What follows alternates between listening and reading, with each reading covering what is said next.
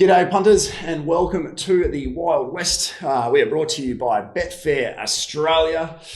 Cripper, it's been a good week to walk around Perth, hasn't it? After Mitchy Pateman got the job done for us on the Velvet King 7 days ago. Yes, it sure was. I don't know. It's one of those ones where I didn't have anything outrageously bigger than normal on a horse that I'd back at those odds, but for some reason, it felt like I had double on just with the whole build up to it and the salute at the end. It was a feel good story, wasn't it? It certainly was. I was at the track, as I said, and I'd had a couple of frothies, and I was in there. We were touching base post the dig deep run, and Mitch was about 2-3 meters from me, and I think when you don't quite realize the volume of your voice after a couple of frothies, I think I'm yelling at him, "I'll pay you fine, I'll pay you fine." So. Hopefully, it doesn't send us an invoice for that. But no, it was a really nice win I guess we'll start with that one, hey? Yeah, why not? We're already there. So super win, the Velvet King. Everything went to plan in the run, but I think it could have sat in the breeze and done the same thing, to be honest with you. It just got through the ground the best and got the price, nearly started favourite. Yeah. The one thing I'm going to say to you is, why'd you go each way? And I tell you, we had a little conversation. You just wasted some wind dips, didn't we? No. When a horse that's never missed a place first up and never missed a place at the track, I'm happy to back those around $10 each way all day. And when dance music gave a good kick, I was pretty happy I did, to be honest. Yeah, look, the winner for a stride or two, didn't it? Yep. My other bet on the day was Sun. Well supported, a little bit disappointing. Probably didn't make any difference, but would have loved to see Lactar.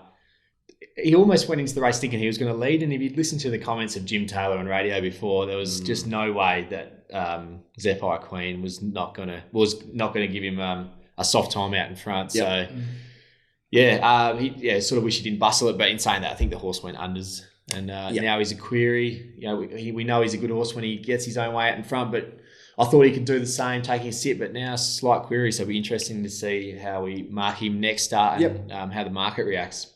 Yeah, exactly right. Yeah, no, a little bit disappointing, but perhaps some excuses, as you said, with the pattern. That was it for you on the card? Yep, just those two. War God was scratched. Retired too. Retired? Yeah. Oh, I missed that. Yeah. Oh, right. Retired this week, so. Oh, I've retired another one. Oh, gee whiz, I didn't even get to run first. War God. So Moshard was the saver in that race, went around, got out to a really big price, $9-10 for those playing each way.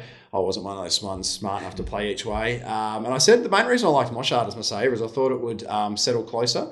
I reckon, and I think it's time we pot a few more steers a bit harder here because, that was, and I saw Luke Fernie directly after the race.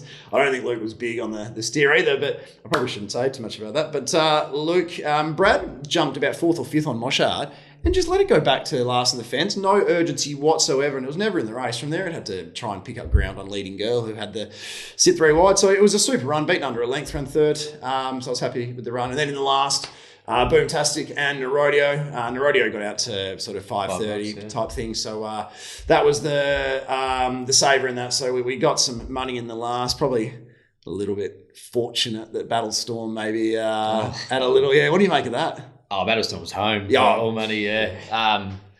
I guess after the race, the Belmont trench is in full swing again. Hearing Chris Nation's comments on the next day, he reckons it's actually a completely different section of the track, about 20 metres further away from the winning post. So hopefully it only happens, he reckons it's just too much water on the surface. So, hopefully there was a lot of rain on Saturday, so hopefully it's not a regular occurrence moving forward. And I've got faith in him that he'll be able to rectify that. Yeah. No, he's a very savvy operator, I'd say, Nation. So we'll back him in. All right, moving on to this Saturday. Ride of the week. Sorry, I'm special mention to CJP on Blackwater Bay. That was CJP in a nutshell, wasn't it? 3 back the fence, sliding his way through the field and got Chris Parnham in a pocket, who was probably close to a good thing beat. But I have to give it to Mitch Pateman on the Velvet King. Yeah, me too. 10 out of 10 ride and an even better salute. So I don't even care about the ride. I just care about the salute. That's just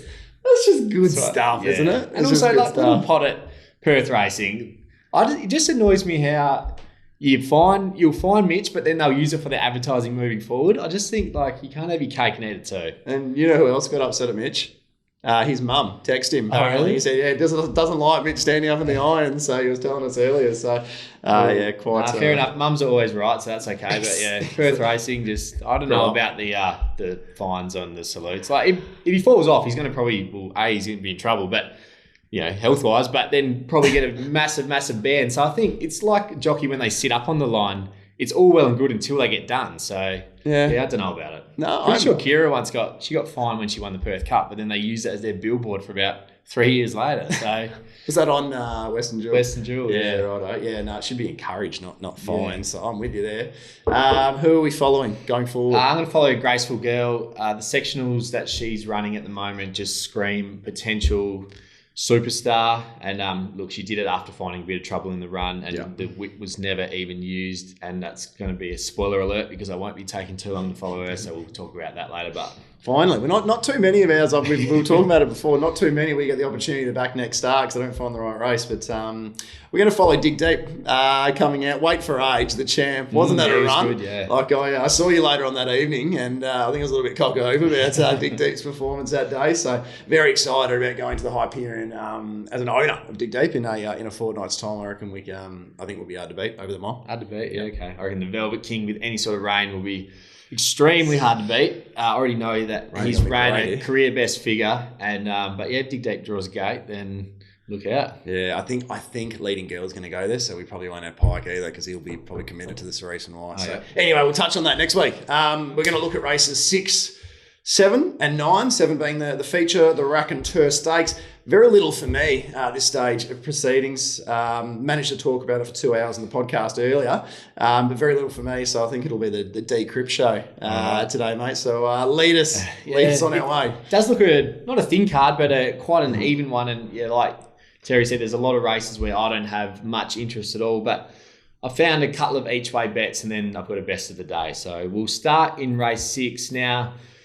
The horse that has come up favourite, $2.20, is Try For Us. I was keen on her last start when she won well, but yeah, didn't come at her with the same level of confidence this week. Don't know what it is, but for starters, so she meets a horse like Sluice Box, 6 kilos worse at the weights.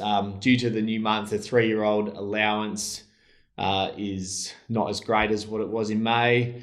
I don't have a lot to knock her on, but the other thing is she's drawn barrier 2. I think from there with the horse in gate 1 is definitely going to get 3 or 4 back the fence. So I'm expecting her to end up on the fence. When she's been rolled 2 starts ago, it was when she was on the fence and she was forced to quicken. That was when Bragwell got the better of her. So with some speed, who I don't think the speed's that strong in this race with I'm Eugene and Sky 5. So I'm just at $2.20. I'm not sold on her, and if she was to sort of fall, like if they were to come back into her lap on straightening, definitely wouldn't want to be on at the shorts. I've got her getting exposed quite early because I think, as you said, the lead horses are so weak. So I think she's going to be exposed and facing dirty air probably with 250, 300 to go. And from there, she's susceptible. Yeah, we'll see. I hope she doesn't even get that out. I hope they're all coming back on her. And the horse that I'll be, not a high confidence bet, but the horse that I'll be having something on is Kerman Rock. Now, if you look back 4 starts ago, it was in a 1,800 metre, 66 plus. He was beaten 2 lengths behind Black Shadow, but was an absolute, don't want to say moral beat, but should have finished so much closer when there was actually a horse that fell back in his lap on the turn. He picked himself up and hit the line really well. At his next start, contested the Group 2 Derby, finished a length off Western Empire. I think we'd both agree that Western Empire would be deep in the red in a race like this. He then had a quick freshen up. Since then, he's had 2 1,300 metre runs. First one wasn't that impressive, but was probably just going around for a look. Second one I really liked. He was slow away, got right back, made a really long, sustained run around the field, and he just kept trucking to the line. Didn't run the fastest last 200 or anything, but he ran like the 3rd fastest last 6, 2nd last 4, or 3rd last 2, or something like that in a race which was won by Billy Ray. I think Billy Ray would outsprint Kerman Rock every day of the week. So, yeah, thought it was a pretty good effort.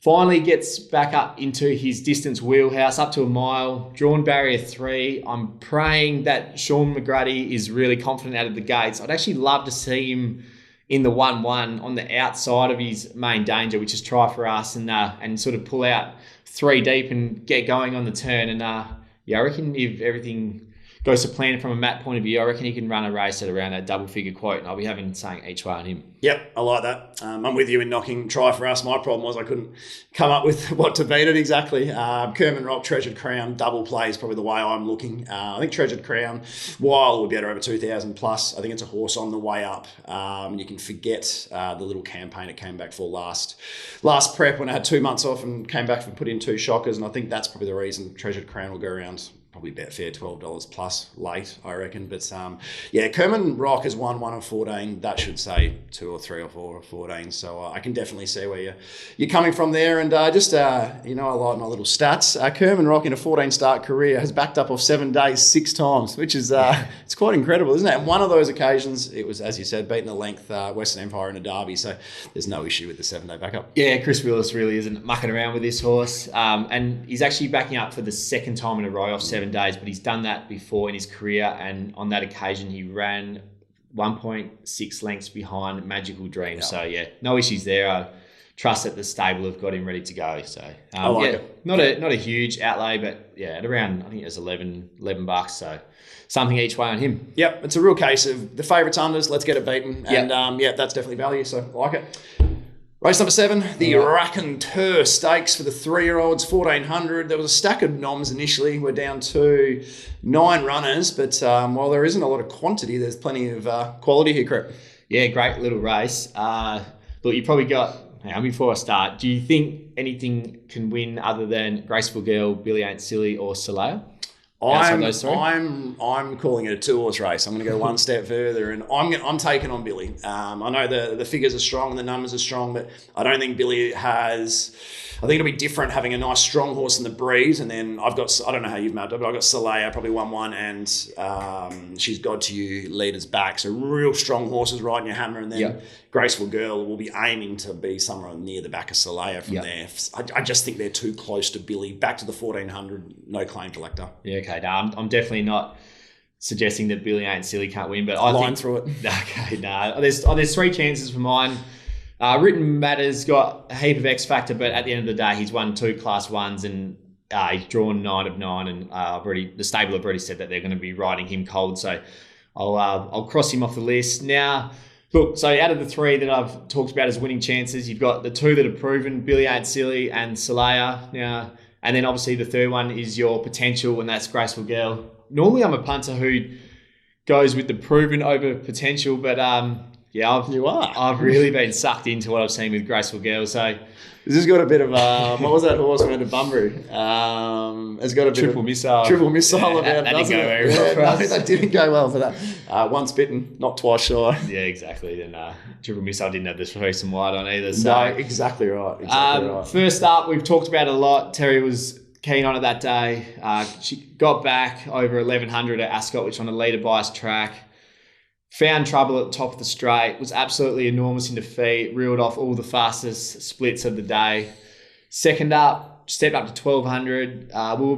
We thought she'd be hard to beat, but we were a little bit concerned due to the soft track. She drifted in the market and actually got quite far back again. And in the run, I thought, she's going to have to be good from here. And then she found traffic at the top of the straight. But as soon as she got out, it was just amazing how quickly she picked him up. And never had to, Pike never went for the stick either, which he didn't first up. So not saying that he didn't need to go for it. I'm not sure if that's his tactics moving forward. There was some comfortability about the win. And then she leveled up to him, and then he just gave her another little nudge, and then she just stuck her head out on the line.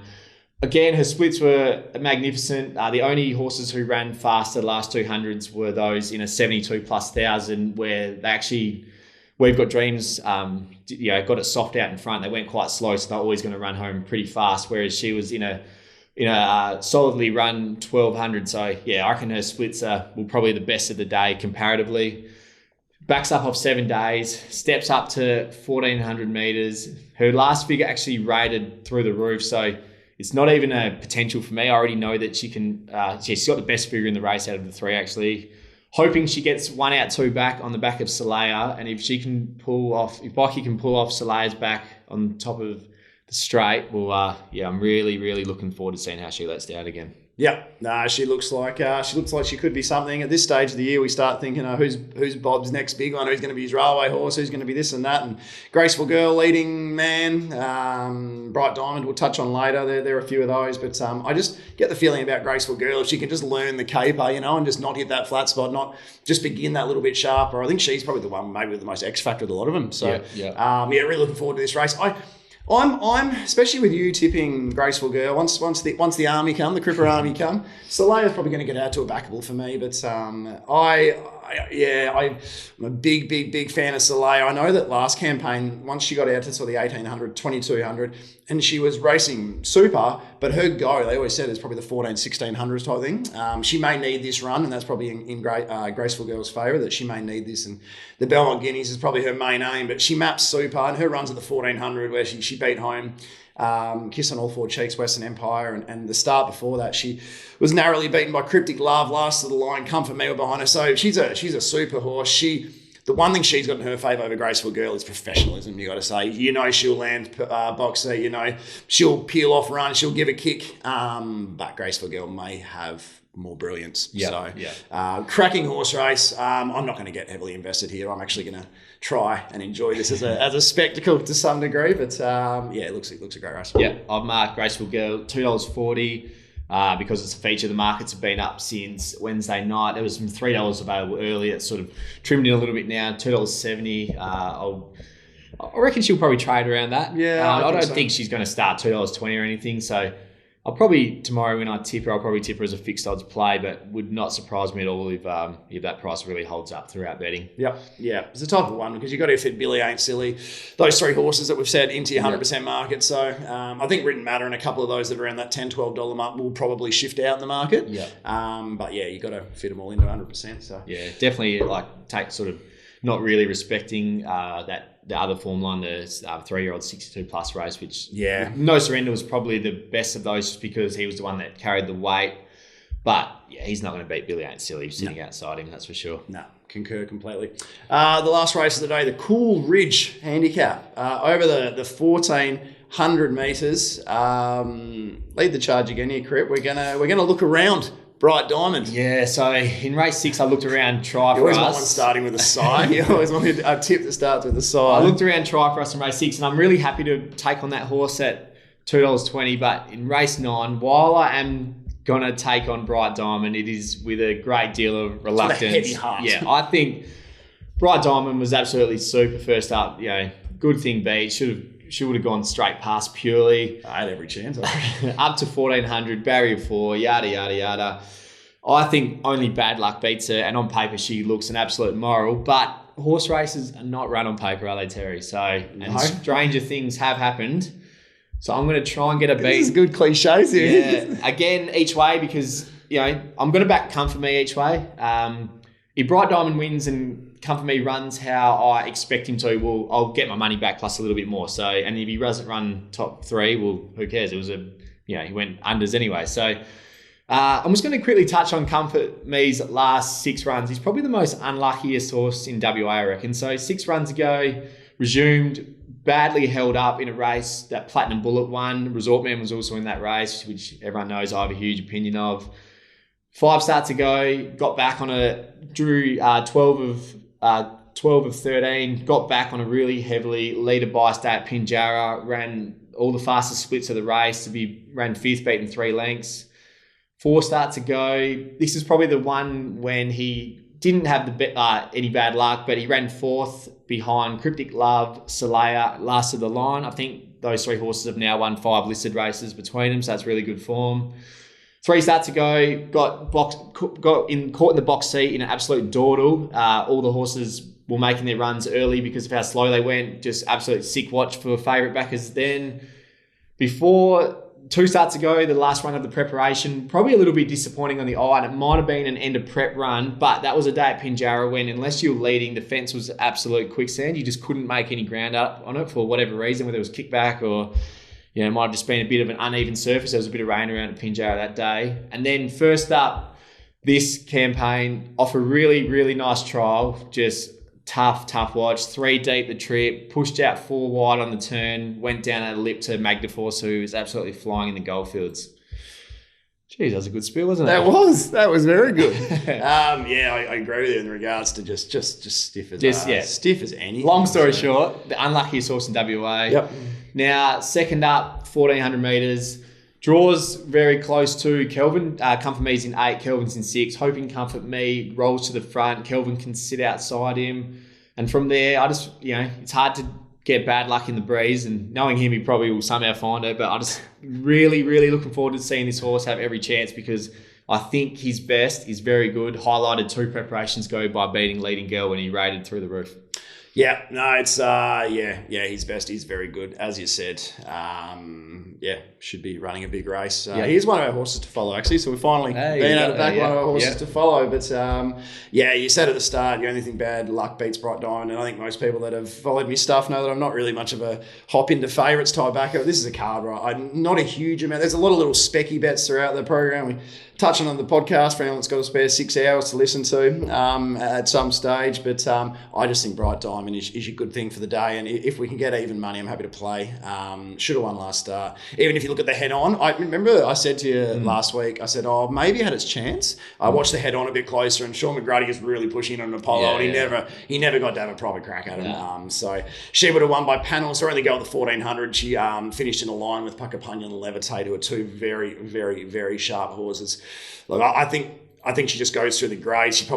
She might string 4 or 5 together now, I think, type thing. So if I'm seeing even money, I've got Bright Diamond $1.70. I couldn't get her any longer than that. If I'm seeing even money late on the exchange, because there's only $1.85 at the moment, I'm not going to play that. If I see even money late at the exchange, I'm going to save it and just have a big crack Bright Diamond at the end of the day. So that's me. Yep, fair enough. I had Bright Diamond $2. Could have had her shorter, but I've got Comfort Me $5.50. There's $10 available, so. Yeah, at the end of the day. So the place heavy bet for you, Comfort Me, or just a flat each way? It's only about sort of 280, 290, so just a flat each way. You get if you run second to Bright Diamond, I'm not going to be 2 to 2. You get your money back plus a little bit more. Same as Terry. If I see $2 plus Bright Diamond on the exchange late, I'll be saving on her. I think really confident the winner comes from those 2. We'll be taking those 2 in the quaddie. Had everything else marked $15 plus. I got Nelson's Flight third favourite, actually, quite funnily. Yeah, he's a horse. Oh, no, he wasn't a horse to follow, but we spoke off. He's one that... I think I told you not to bring it up. He's one that's been in the Black Book a couple of times. Yeah. Month between runs is interesting. Last campaign won off a couple of long breaks like that, so I'm not too perturbed. I think it's a horse with some issues. It always has big long spells. Watch its last run. Sean O'Donnell basically gave up, and then 100 to go, he's going to hang on, and the horse absolutely savaged the line. Just one run, just to move on from this race. But last prep, he led in a race with Windstorm in it. He was gone on the turn, right? Gone on the turn. Windstorm has just sailed past him. He's led the race, don't forget. He's then kicked back to run the quickest last 200 metres against Windstorm, run second to Windstorm. It's just one of those runs that sticks with you. So with Paul Harvey going on, huge jockey appointment. I think they landed a really nice spot. And if you're one of those wider exotic players, which I'm not, I reckon it's a good one for your first fours. It probably trades 50, 60 to 1 on the exchange to get the money for Bright Diamond and Comfort Me. Yeah, no, 100%. Nelson's Flight's probably actually a flying the ointment horse for me, because he could be the one that, especially with Paul Harvey going on, try and push up and lead. And if that means if Kelvin was to have to breeze, then there's a chance that Jade might get caught 3 deep on Comfort Me. But on the flip side, if those 2 do fight out each other out in front, I'd love to see Jade just slot into the 1-1 too. I reckon there's a big chance that happens. Yeah, because you'd hope so. I'd hope Bo will be trying to lead at all costs. So if they're cutting each other up for the first 200 metres, there might be a little bit of a gap there to do some luck, old Comfort Me. He is, isn't he? Surely. Oh, dearie mate. All right, Crip. It's a good little set. Good little bit of value as well. You've lobbed out there. I really like it. What's your best, GG? Yeah, best Graceful Girl for sure. But I'll be playing those 3, 2 each way. Only need 1 winner to finish in front, and 2 or more would be party time. I like that. I like it a lot. Bright Diamond, obviously. That's it for me. Very, very boring. But I think she's a horse going places, and I'm happy hopping in at the shorts as long as I see W money. Yep, couldn't disagree with you there. All right, that'll do us for this week. As we said, it was a pretty even card, so not too many races that I was keen to get involved in, but hopefully there's enough to keep you busy on Saturday.